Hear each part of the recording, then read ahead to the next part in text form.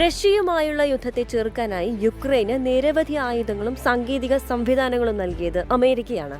Russian വിമാനങ്ങൾക്കും കവചങ്ങൾക്കും എതിരെ ദൂരെ നിന്ന് പ്രതിരോധിക്കാൻ യുക്രൈൻ സേനയെ സഹായിക്കുന്ന ആയുധങ്ങളാണ് നൽകുന്നതെന്ന് അമേരിക്ക പറയുകയും ചെയ്തിരുന്നു.